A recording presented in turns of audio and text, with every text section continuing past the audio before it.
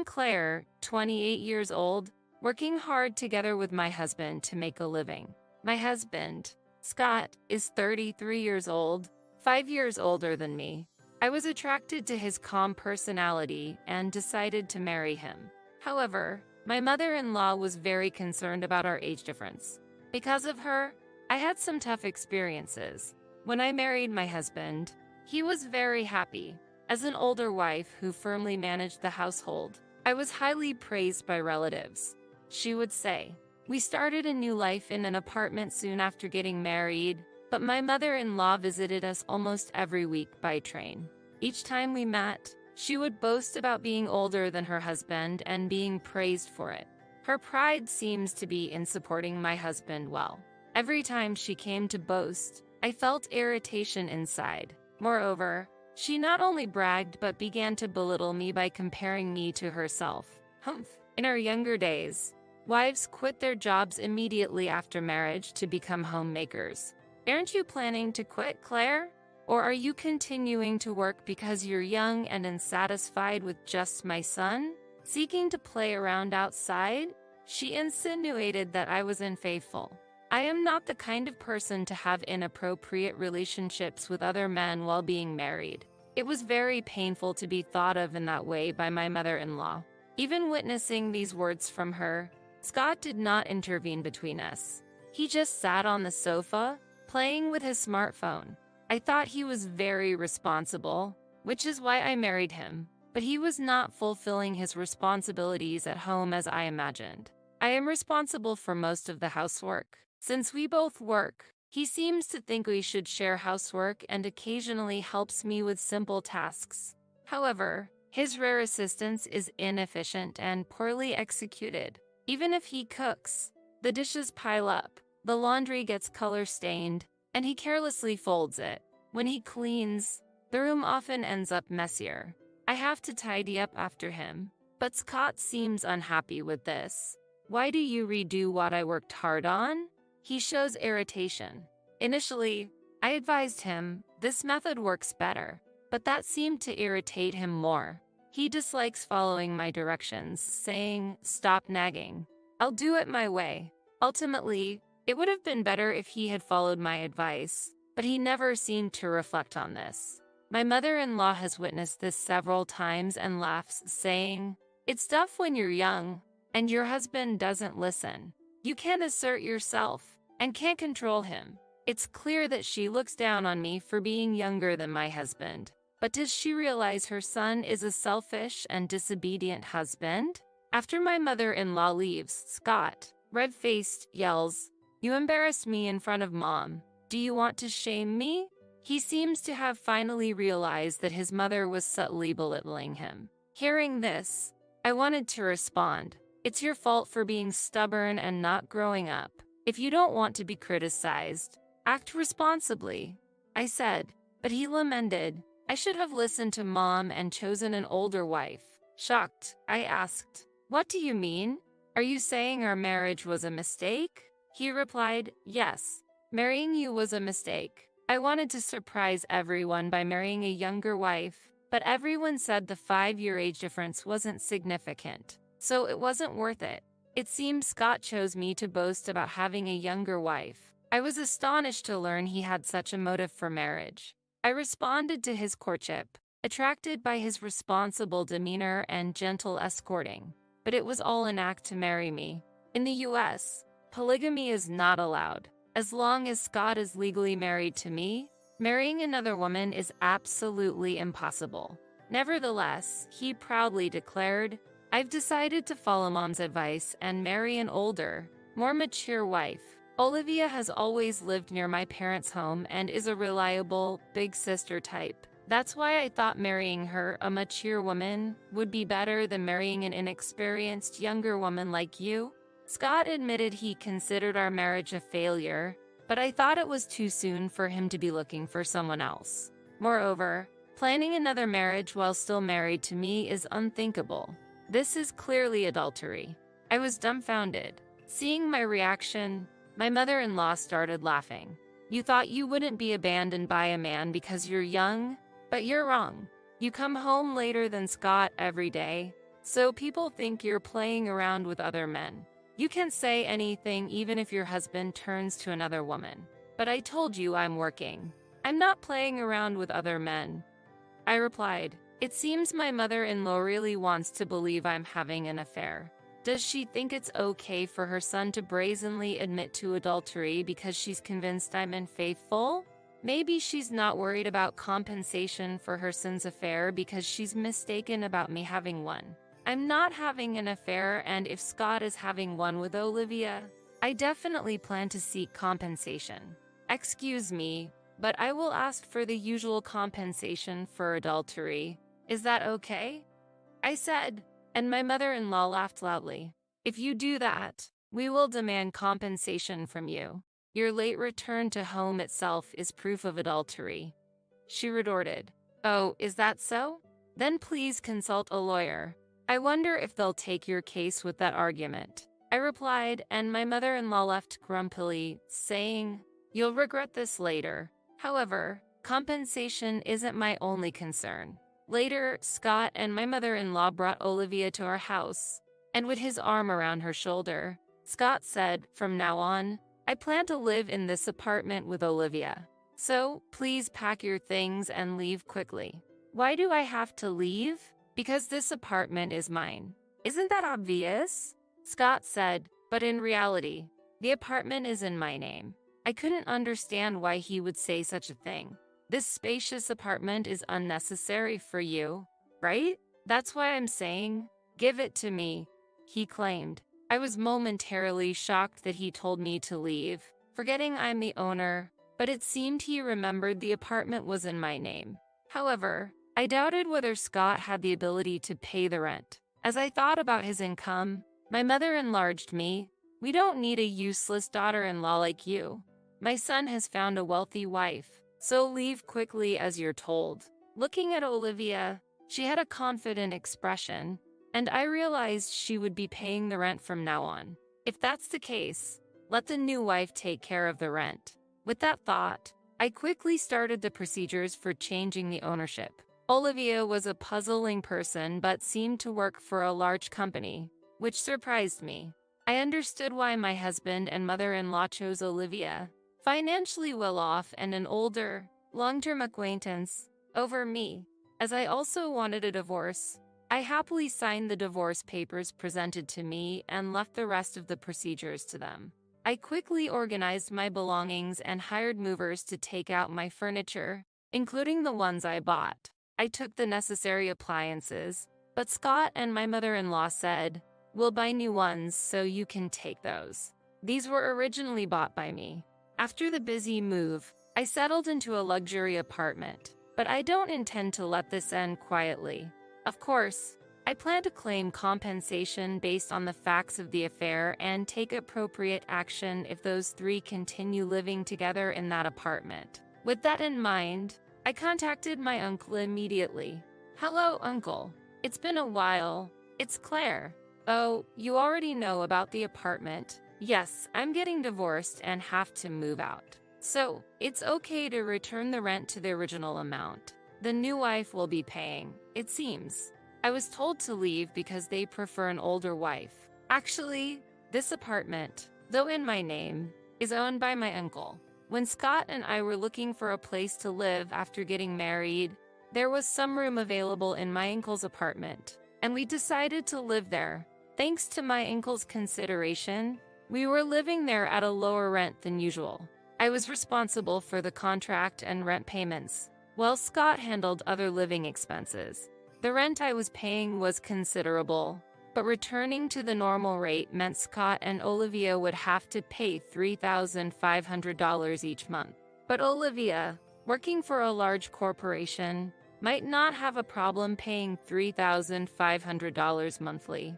That's not something I know for sure.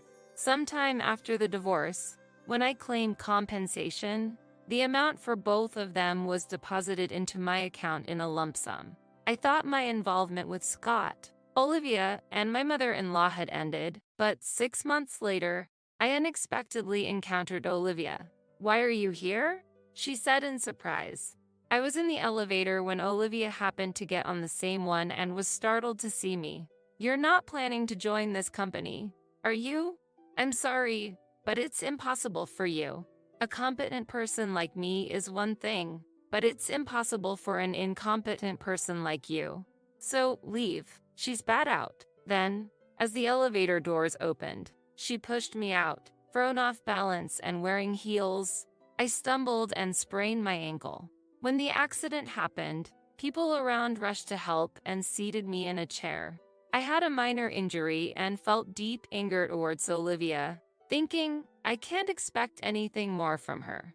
Being injured by someone who completely misunderstood my position and purpose was unexpected. Generally, causing injury to someone else, regardless of the reason, is never acceptable, especially when done at one's workplace. She bragged about being wealthy because she worked for a large corporation, but the reality was different. I had researched her family background while investigating my husband's affair. The research revealed her parents didn't have a significant income. If she lost her job, she wouldn't be able to expect financial support from her parents, making her far from wealthy. Right after she pushed me, Olivia was called by her boss. Why do I have to be called out by my boss because of you? She was outraged. Her actions and words clearly displayed her self-centered nature and lack of understanding. After getting my ankle treated, I was explaining the situation to Olivia's boss in the company's reception room. While I was speaking, Olivia burst into the room, saw me, and, thinking I was the cause of her being called out, showed her anger. Her boss, angered by her attitude, scolded her loudly. What are you thinking? What does this attitude mean? Do you know who this person is? She's the vice president of Trading, starting business with us from today. Why would you be disrespectful to such an important person? Her boss said. Hearing this, Olivia's eyes widened in shock, her expression showing disbelief. Wait, you're the vice president of Trading? She asked me, stunned. Scott knew I worked at Trading, but he never imagined I was the vice president. In fact, I became vice president only 6 months ago, previously holding a high position but not that of a vice president. Scott, captivated by my youth, probably didn't pay much attention to my actual income or status. On the other hand, Olivia, a regular employee at this company, seemed to have a decent income, but it still must have been less than mine. When divorcing, I deliberately didn't mention this fact. Even if I had, it wouldn't have changed the decision to divorce, and I wanted the divorce myself, so there was no need to mention it. With a serious expression, I addressed Olivia. I never imagined you'd be someone who would injure a business partner. Olivia's face turned pale instantly at my words. Surprise and confusion were evident in her expression. Although we know each other, in this situation today, it's as if we're meeting for the first time. So, I expected normal, common sense behavior. I continued calmly. Hearing our conversation, her boss, puzzled, asked, "Excuse me, Vice President, what exactly is your relationship with our employee?" I looked into his eyes and spoke the truth without hiding anything. She is actually the current wife of my ex-husband, Scott. One day when I returned home, she and Scott were there, and Olivia told me to leave the apartment because she was the new wife. At that time, I thought I had no involvement with the company she worked for, so I didn't feel the need to inform them about the affair. However, in a situation like this, I couldn't stay silent. My boss listened to my story, unable to hide his astonishment, and said in confusion, "What does this mean?" Afterwards, he sternly instructed Olivia, "I will definitely report this matter to the management. You will be under disciplinary action for some time. Also, you are responsible for paying for the treatment of the injury." Fortunately, the injury I sustained was minor, and the treatment costs were paid promptly. Olivia's fate took a turn for the worse. She had injured an important vice president from a client company, jeopardizing a significant business deal. As a result of this incident, her credibility at the company rapidly declined. Additionally, her irrational behavior of stealing my husband, Scott, due to an affair and forcing me out of the apartment greatly damaged the company's trust. The impact of her actions at the company was severe, and as a result, she was assigned to work in the basement storage. Furthermore, this job change led to a significant reduction in her salary, making it difficult for her to pay the monthly rent of $3,500. Olivia and Scott were already living barely within their means before her salary reduction, but their living situation quickly deteriorated after the decrease in income. Later, as Olivia's situation worsened, Scott and my mother-in-law came back to me, proposing that we get back together. However, when I asked, "Is your divorce with Olivia finalized?" Scott fell silent, unable to answer. Incredibly, he had been plotting to remarry me without finalizing his divorce with Olivia. I was astonished by their unreasonable behavior. Disappointed by their repeated actions, I firmly said, "I have no intention of remarrying Scott," and sent them away. Unfortunately, Olivia, Scott, and my mother-in-law lost the comfortable apartment they once lived in and had to move to a smaller, less desirable apartment. Olivia, probably exhausted from her days as a warehouse worker, suddenly quit her job one day, declaring, "I will be a full-time housewife to support our home because I am an older wife." My mother-in-law always bragged about being a stay-at-home wife, so you can't complain about this decision. As a result, Scott, with his modest salary, had to support the three of them, leading to frequent and intense arguments between my mother-in-law and Olivia about who should work, with Scott often getting caught in the middle. Meanwhile, after the divorce, I became single and, as the vice president, felt more responsibility for my work, becoming even more dedicated, freed from the troublesome involvement with people like Scott, Olivia, and my mother-in-law. I can now focus on my career and personal growth. Based on the lessons learned from my past experiences, I decided to keep a distance from relationships and marriage for the time being. I will prioritize my happiness and stability, making wiser choices in my life ahead.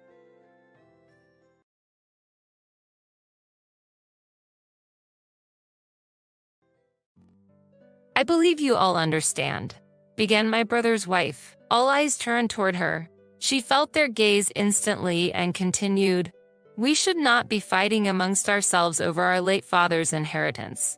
I don't think that's what he would have wanted." She looked up at the sky for a moment. Her acting seemed exaggerated. And then she added, "It would be best for my husband, the eldest son, to inherit it for both social reasons and to avoid the conflict that our late father wouldn't have wished for." With satisfaction, she declared that my brother would inherit the estate. Everyone was astonished because, as it turned out, my brother was. Our father passed away peacefully. I believe he had a blissful departure. I am the oldest child at 36, unmarried and enjoying living alone. I have an older brother and a younger sister. Our father once established a well-known company in the area, but now only his name is registered as the nominal president, and my sister and I work there as regular employees. We live in apartments close to our workplace, conveniently located nearby our family home. Our parents are both remarried, and we are children born to our father after he turned 50. From the outside, our family might seem a bit complicated, but we are not children of infidelity. After a formal divorce from his previous wife, our father met and married our mother, who was working in a bar at that time. Despite the age gap, they got along very well and showered us siblings with love equally. To this day, we've been gathering as a family whenever possible, sharing meals and drinks, updating each other on our lives, and spending pleasant times together. As for affection, even after 30 years of marriage, my parents still showed unchanging love, which even as their child, I found wonderful. My father, especially, adored my mother deeply and was always willing to do anything to make her happy.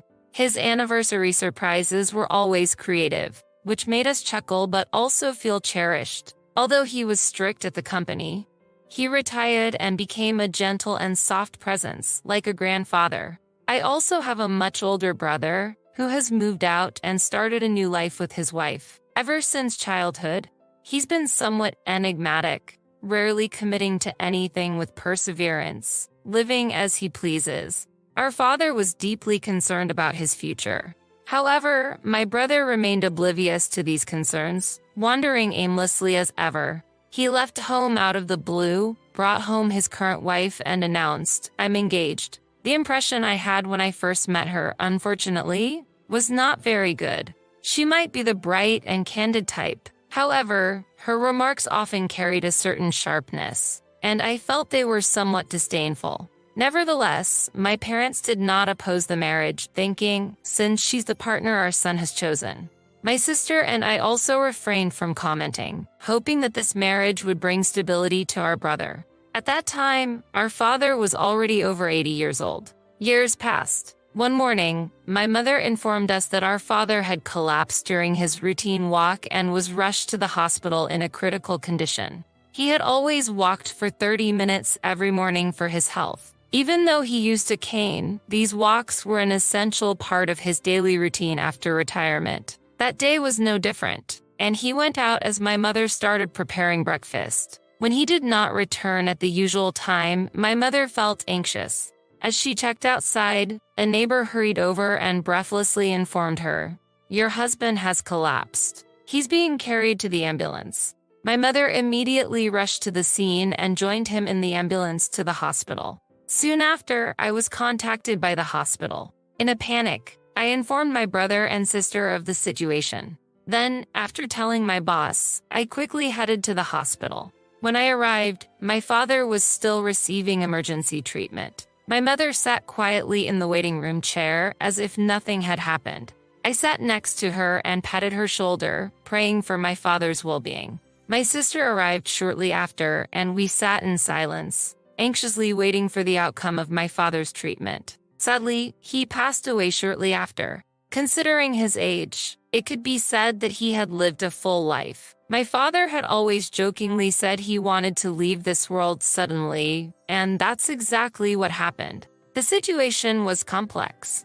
In the end, neither my brother nor his wife showed up at the hospital. The company organized my father's funeral. The preparations were made by the staff, and we, the family, were too busy to take time to mourn. My mother appeared composed, too occupied with greeting the attendees to indulge in grief. The busyness seemed appropriate for her at the time. They were truly a loving couple. After the hectic 3 days, we finally slept, as if making up for the lack of rest we had endured. The day after the funeral, relatives gathered to discuss my late father's assets. Since my father only held an honorary position at the company, its operation remained unchanged. However, my father's private assets were substantial, totaling $7 million. It was expected that the reading of the will and the distribution of mementos would lead to nostalgic conversations. However, that thought was short-lived. An unexpected turn of events then occurred. Unexpectedly, my sister-in-law, who had been out of sight for a long time, suddenly gathered everyone's attention and powerfully announced, "There is something I must tell you all." Then she began to speak. "You may already be aware of this, but..." As the family turned their attention to her, she looked around and said, "This is about the assets left by our late father. It is hard to believe that he would have wanted any disputes among siblings over this." At that moment, she looked up toward the sky, perhaps feigning tears. Her performance seemed somewhat exaggerated to those present. She went on, "It is best, for social reasons and to avoid any discord against the wishes of our dear father, that my husband as the eldest son inherits everything. There will be no objections. Is that clear?" She proudly made her declaration. The sudden claim left everyone stunned, including my mother, sister, and the executor of the will. When my gaze shifted to my brother, I saw him sitting alone in the corner, drinking. It was unbelievable. At that moment, the lawyer, a legal professional, questioned my sister-in-law's claim and raised an eyebrow. There was a reason for his doubt. Standing up, the lawyer firmly stated, "That cannot be done." My sister-in-law retorted angrily, "Don't say unnecessary things." But she was an outsider in this matter. The lawyer, trusted by my father during his lifetime, calmly countered her. "My duty is to clarify and execute the final wishes of the deceased. He then revealed a crucial fact. In this matter, the eldest son actually has no right to the inheritance. It turned out my brother was the son of my mother's previous husband and had no blood relation to our father. My father had once proposed adoption to my mother, but she declined, saying that it was enough for them to raise him as their son and that he might cause problems in the future financially. Also, she was already pregnant with me in her womb. Throughout our lives, our parents showered us with love without distinction, and our father was always willing to invest in what we wanted. However, as my mother predicted, my brother's life did not extend beyond completing his college education. Afterward, my brother, who had proclaimed his desire to be a musician, spent his time idly in the UK under the guise of training, and upon returning to the US, he never held a job for long, always relying on our father for money whenever he was in financial difficulty. When my sister-in-law learned of this fact, she screamed in outrage, "This is a joke. I married him thinking he was the son of a wealthy man." Then she confronted my brother, lashed out and accused him, "You deceived me. I can't forgive this," while attempting to hit and kick him. Fueled by indignation toward her, I stood up and said, "Have some shame. How can you speak of avoiding disputes here in front of everyone when your intention to monopolize the inheritance is clear?